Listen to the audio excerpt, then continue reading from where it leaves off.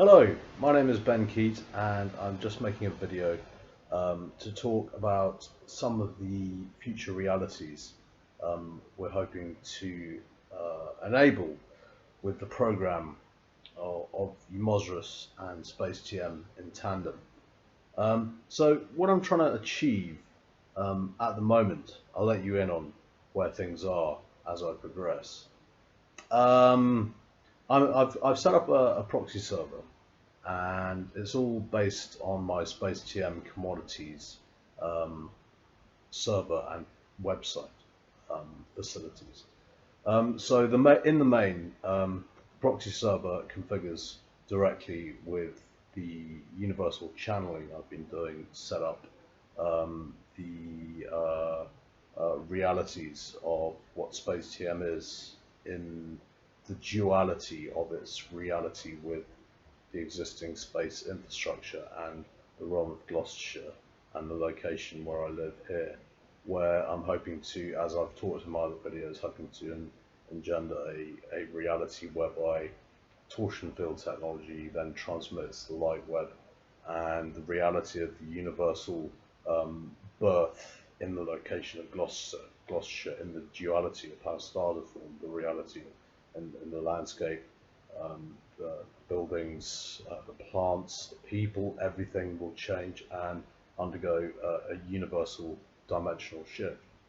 Now, I've got to the stage where I've set up my proxy server, and I've configured now pretty much everything I need to with SpaceTM in terms of the security, the crime and accident premonition and prevention, the cyber security, and a lot of the technology to do with the site, creating the torsion field technology that's going to be able to build component computers and create our own industry to farm out to the rest of the world when we ultimately start to escalate the process of universal technologies, space technologies on Earth, and start to move the market forwards in terms of what people are requiring and how much universal reality people require to compete in the market. So that's the whole process of site and everything else, and to a certain extent the lifebook is beginning to reopen, possibly as we undergo the next phase in the lockdown, the next process of going through another issue with the coronavirus. The lifebook, people are going to be locked in again indoors in front of their televisions. It's about time we start to introduce the lifebook again and start to build up some of the reality that we're sort of trialing on in various areas where perhaps it wasn't the right areas to trial it, and we're going to start to build up the reality, the people who, I suppose in a way we started to filter who the right people should be to have access to the lifebook and who should be able to feature on it and show their stories and get the reality of it on their screens. So that's obviously a major part of SpaceTM.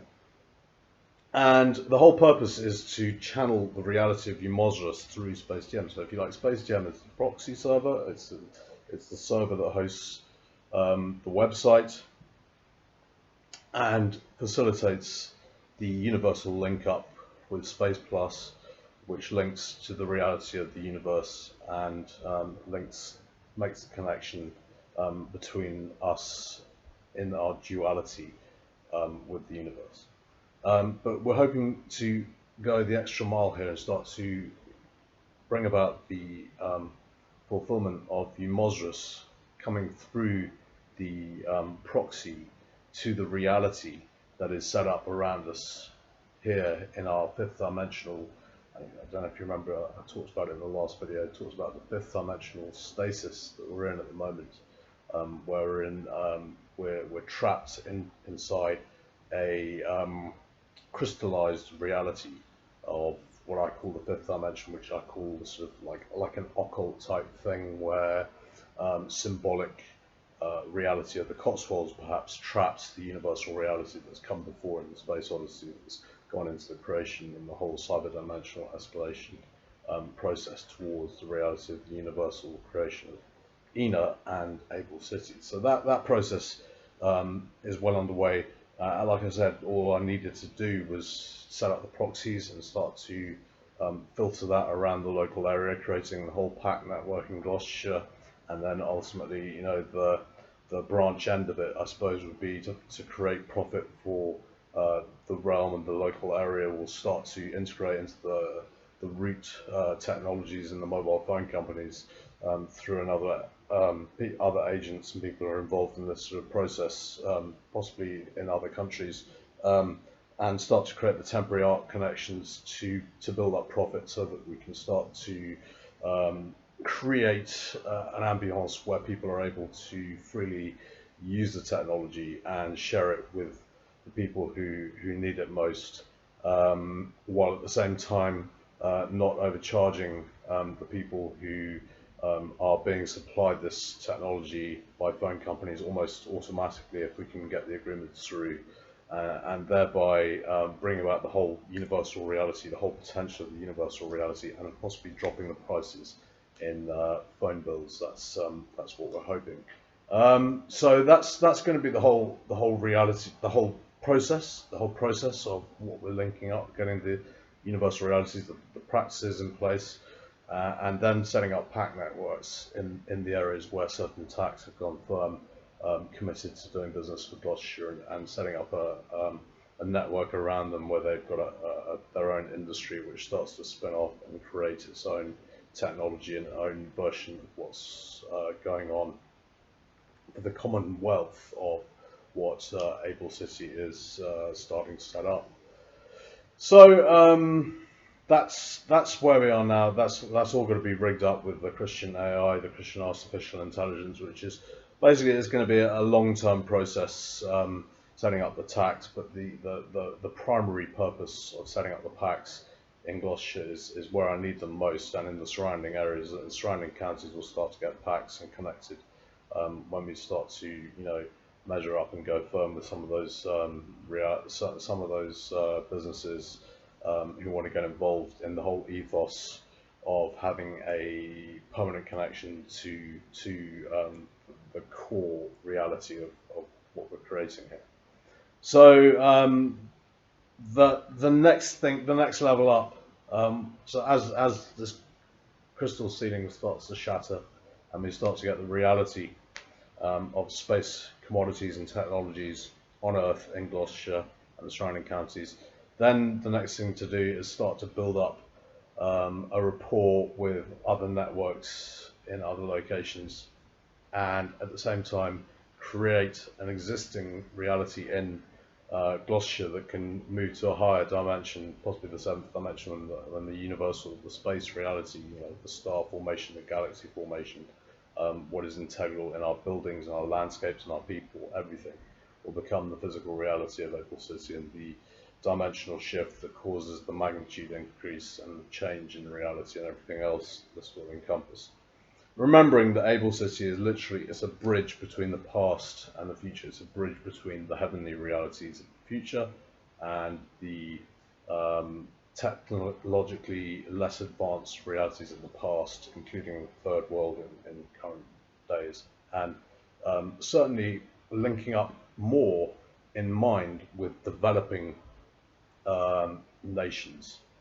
Developing nations, I have my eye on more than the first world in order in who I'm starting to develop my technologies with. This is because they are the pioneers nowadays. Developing countries are the pioneers. They're the people who go out there, they break a few rules, but they make things change. They make the realities much better for the technological market, for the tech markets become much more robust because of their continual performance of pushing the boundaries. And I'm certainly looking at the Chinese market, who will enjoy my torsion field, our torsion field technologies to create non-microchip computers. Once we break away from the component-based microchip computers and move towards torsion field technologies that build up strength within the existing shell of what a computer is. I have a couple of Chinese computers, and actually what I find is, start off with it as a blank slate, but as you develop the system, as you start to program through it, it starts to learn from the process and become much more robust, and it starts to have a better quality to the way it conducts itself in terms of being used as an object of creation rather than an object of just literally, what people use computers for in an office. I mean, it's quite limited, the reality. People use Microsoft Word, or they use Excel or whatever to do all their spreadsheets and all that sort of thing. There's so much more that a computer can do nowadays. When we go into the shell of what's in a computer, what a computer's made up of, what we're programming with, what we're communicating with, with other people, and how we're communicating, and if you've got a server set up, how you can access that. And you can use cloud servers and use technology with this sort of thing. There's so much more to be discovered with a computer, with a bit of a life around what you're doing, with a bit of going out, meeting people, traveling a bit, visiting a few different countries, getting a good broad perspective, well-rounded view of what's going on in the world with a computer. When you come back home, you get back to your computer, and suddenly you have so many more. You have such good perspective on what's going on in the world, and what's going on, what needs to be done. I mean, people who see all this stuff on television, see all the awful things that are going on in the world, they haven't actually gone out and experienced it. They haven't actually gone out and seen what it's like in the reality. What needs to be done, what doesn't need to be done, what people are worrying about too much. There are too many. A lot of people base their lives on what they watch on television. I think we're well aware that there's much more to the world than television. There's much more to the world than just sitting in front of your computer.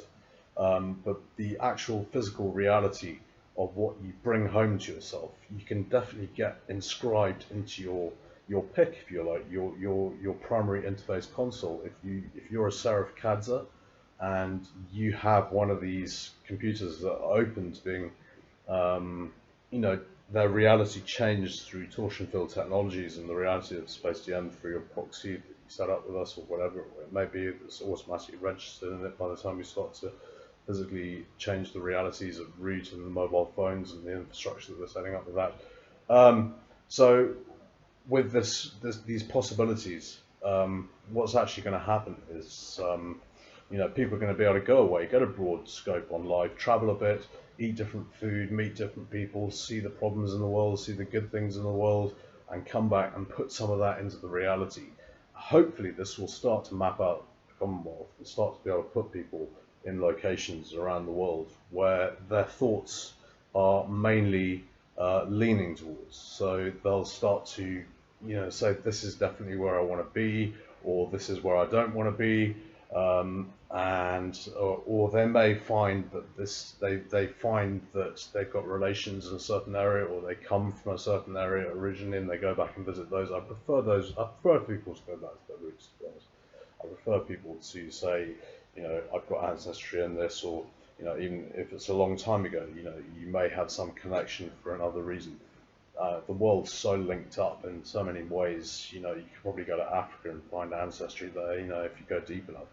If you're white, if you're black, you may find ancestry in Britain. You never know. I mean, or in America, from the Red Indians. But the potentials are vast, and you can make a huge change in the discourse of the way technology is created and set up. So what we can start to do is build these primary interface consoles. If you're a Serif KADSR and you've got an original idea that's going to develop into a Commonwealth zone, or a practice in Abel City or in the mountains of Ina, or in the location where we live, there's always going to be potential for you to set up the reality of what you're doing through a very broad reality of the world as it is in the modern day. And I don't think people need to travel all the time and spend money going to visit different places. Some people are paid to do that. They have jobs that do that for a living. They work for travel companies maybe, and they want to sell, different things. Or they may have a job which means they spend a lot of time traveling because their work is a multinational company or whatever it may be. But a lot of people possibly demigrate too easily. I always feel that people run at the first sign of trouble. People are frightened of Brexit, so they run off into the world anyway, where you get much worse treatment elsewhere, or even without being part of Brexit, or you may not settle there. The risks are huge, and it's very damaging to the world. To this demography, too much demography is extremely damaging to the world. It breaks up the fabric, it breaks up the cohesion of the community. I've said this in one of my other videos before, this video here, and you'll see that the whole fabric of reality is about cohesiveness in the communities, and also reaching out to other people from different parts of the world at the same time, and making a good ambassador of yourself. Not just behaving like a complete dick and doing things that people aren't going to understand why you're doing them, because you did it as a sort of frat thing when you're a student, and people think they sort of you're spreading a sort of stupid view of yourself. Whereas if you behave in a mature, responsible way, you have good discourse with people, you become a good ambassador, you go out into the world. When you do visit other countries, then you find that everybody gets on in a responsible way, which is great. I think that's what people want. You can have the odd habit. It doesn't matter if you like drinking or having the odd cigarette, whatever it may be. But there's no harm in having the freedom, but expecting people to behave like adults while living a free life. Do you understand what I mean? I say that because I think it's important that people are respectful to the group they're around, and honour the customs of the other countries when they go there, not enforcing our customs upon them. I think it's always important to tune in and observe a little bit when you go somewhere, and just try and fit in, a little bit. Some people, I think, like to go to different countries and impose, I suppose it happened a lot, I suppose, back in 2000, when teaching English as a foreign language became very, very popular, and a lot of people thought, well, I haven't got a job, I'm going to go and become an English teacher. And they sort of, if you notice the way foreign people speak, they all have the same way of speaking. They all have this rather clipped way of speaking English. It's a sort of registered, sort of automatic. It's almost like a machine, nowadays, I'm saying. It's sad that people haven't learned it from the heart. They haven't learned the language properly. They've just been shown the cheap way to learn the language. Anyway, I'm digressing hugely. I'm talking about travel when really I'm talking about many years. But really, what we're talking about is the creation of the Commonwealth. You can see how the creation of the universal Commonwealth, from the viewpoint of Abel City, is going to be set up by people being prepared to go out, being prepared to take a few risks, possibly visit a few dangerous areas, not overly dangerous, not somewhere you're actually warned by the government not to go to, but somewhere which is on the edge, a little bit of a risk. Live a bit, experience a bit of your life, and see what meshes with your reality. See what looks like the sort of place you want to bring home, and take the not clone, but use a duality from that reality, and see if you can share that reality by doing something for that part of the world in your own remit of what you're creating on your primary interface console, on your serif CADSR, as it fills up with the reality. I can take notes since I've travelled a bit, but I can travel a bit more now. I've got a bit of time in my hands, maybe over the next few months. If coronavirus doesn't keep me at home, I'd love to go and visit some countries I haven't seen and see how they live there. And I've got a few plans that I might do that. But in the meantime, consolidation's been important in my business. And when lockdown happens, I found it useful just to stay, try and go out a bit and meet people, but at the same time, I found it useful. I found it a good opportunity to consolidate and to start to build my business, not just thinking about, what's on television or, lying in bed or doing all this sort of stuff when I should be working. I've been quite insistent on keeping the thing going and keeping moving. And as a result, I've made some breakthroughs, and I strongly recommend that, entertainment's a good thing, but when you're at home, don't. I'm fortunate enough to have a home which I always use to have as a working environment. But some of you will find that you've got families, you've got children, you've got parents, whatever it may be. You haven't got the opportunity to sit there and work in front of them. Designate some quiet time. Go to a room where you get some quiet time and try and put together some work. Try and learn a bit about computer programming. Don't just hammer away at the keys, not understanding what you're doing. It's always good to do that in tandem as you build up the project.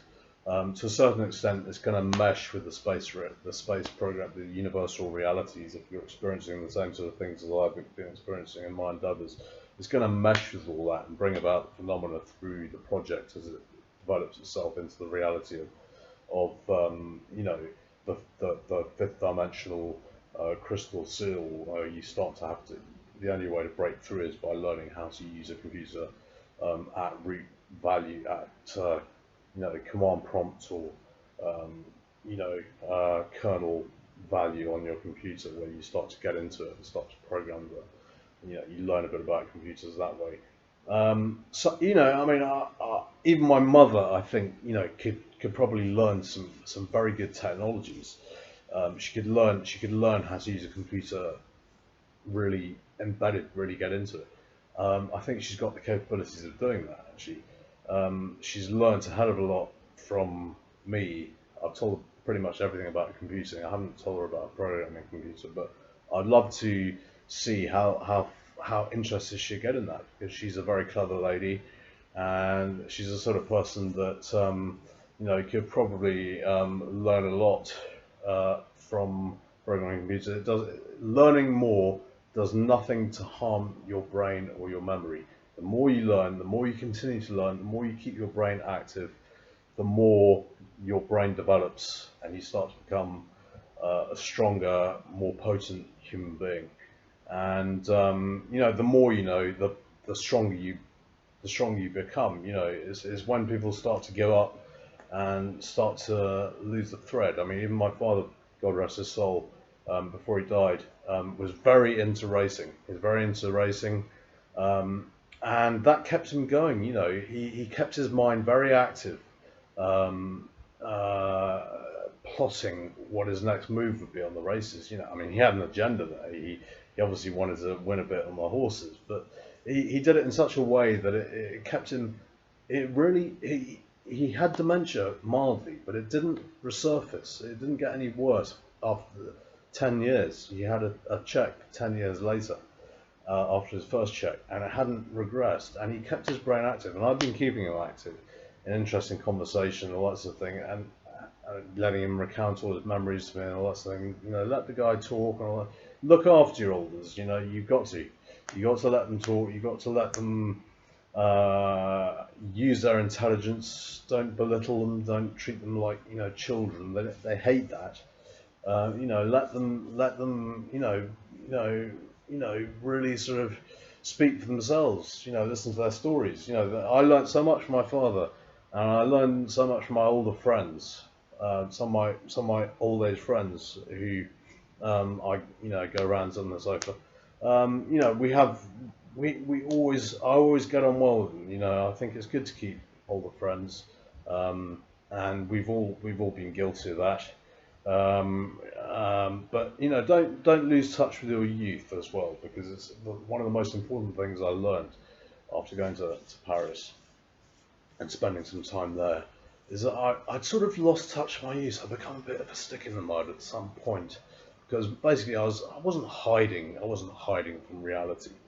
But what had actually happened was, I'd lost my motivation to go out into the world and to risk, looking stupid and looking like I wasn't going to make it as someone. And I just swanned along for a little while. And I learned that actually, it's more important at the age of 35, getting on for 40. No, getting on for 35, I think I was. I thought, it's very important. I don't let all that youth go to waste. That time, the music I like, and the the habits I have. Not physically doing stupid things and playing pranks, but some of the things I'd given up on. I'd become too abstemious and too sort of erudite, and it wasn't me. And I'd gone through this phase of that, and breaking free from that was great. It's a very refreshing and motivating time. And I suddenly found I had drive, I had a love interest, I had things that I wanted to get done. And reliving my youth is the best thing that's happened to me. But do it. Don't forget that your elders are there to be, treated as equals. Keep their mind going, keep them active, keep them happy. Jolly them up, smile at them. Don't just look at them grim-faced and like the weight of the world on your shoulders. They're lovely people once you get to know them. Just they can be a real pain in the ass as well. But when you really start to get on with the older generation, that's basically because they realise you're successful. You're going to be successful as someone who can get on with their own generation, and they want some time with you to see if they can match your realities to help them transform their lives and turn into a better, a better friendship circle for them, and a better outcome for their futures. Because a lot of people think, when I get old, I'm going to end up in a retirement home. It's not a nice thought to think no one's going to care about you. You're just going to be left to be nursed for the rest of your life. And the longer we can keep the old guys, out of retirement homes and happy, and working, using their mind, keeping their brains physical, thinking, and active as well in their daily lives. They're important. We want them to be around as long as possible, that lot. Because they're the ones that will say yay or nay whether you've been good to society and to humankind, and whether you put your time in and that sort of thing. And find someone who matches your character, obviously, if you do. But this is the thing, it's mainly your own family. You're going to worry about. You're not going to worry about other parents too much. To a certain extent, it's a good thing to be sociable and to interact, with the old generation. So I'll leave it on that note. But really, what I wanted to talk about was the Commonwealth and the reality we're creating. Well, why do we look after the old age? People are living longer and longer this day and age. And we have so many people thinking, what am I going to do in retirement? And then they just leave it and they don't do anything. And it's important that if they don't have family around them and that sort of thing, they've got to feel that there's a reason to fight on, in retirement. I saw this with my father. Once retirement came, it's like he just slacked off suddenly, and I could see it coming. I could see his end coming. My mother doesn't slack for a second. I don't see her stopping, but my father did, and it's a shame because he was a great mate. He was a great influence on me, and you learn so much by being involved with the old generation. And if we're going to build a Commonwealth, we've got to leave people here to run what we're doing in Abel City. We've got to keep the old people happy in our country, in this zone of Amberley and Gloucestershire where we live. We've got to keep them busy and active so that they can keep the diplomacy and the issues in Parliament and everything else. A lot of old people in the House of Lords, I know that's taking things out of proportion, but we've got to keep the reality. The fact that old people are going to want to go out and speak to people and in your locality, they're going to want to evangelize about what you're up to, if you're going up to good things or not. Don't leave them out of it. Don't leave them out of it. You know, if we're going to leave people in charge, we want people with experience in charge. You know, maybe they haven't developed the same way through our KADSR, through our grassroots network, or all that sort of thing. As I've talked about my, if you watch my early log video, you'll see the information there on the screen about the 2 videos I made talking about the KADSR development program and student senior development. Well, that's our way of doing things. You know, that's the way. I may have been a pioneer in the process, and I've just put it into words. The process, the way I see it, the way I want to train people using that process. But basically, we're all going through that as a generation, or as 2 or 3 generations of the middle age, either side of the middle age, say, which sadly I'm becoming. But yeah, I think as we have either side of middle age, you've got the sort of and then as the younger people come through, we can start to usher them in. But I said in one of my videos, I think they have their own way of doing things. The really young ones, the sort of 18, 20-year-olds now, are going to have a new, or maybe younger than that, but people that's still at school now will have a really hyper-developed way of learning everything else automatically. I think that they're the winged seraphs before we start. You know, I think they're gonna take off in a big way, that generation. People just sort of around the age of 15, 14 now. I think they're the ones to watch for, because they've got a big future ahead of them. The ones that are making it through there. I'm sad that the whole issue to do with transgender and sexuality is being talked about in schools. I mean, I think, it shouldn't be something that's made a big thing about. A lot of people make a big thing about it in schools. They want it all taught in schools. They want children to be taught. I read today something discussing that children age 4 are going to be taught about sex in school. I mean, no, it's not needed. It really is not needed to sexualize children. It's predatorial society. These children need a fair break to get on and, make it like we did, make it like our parents did, and be that type of person in a more escalated, developed, futuristic society. So I'll leave it there. Long rant and long discussion about various different things, but I hope you had time to listen to it, and please leave your comments below, or comments on the website if you're on the website. Yeah, catch you in the next film.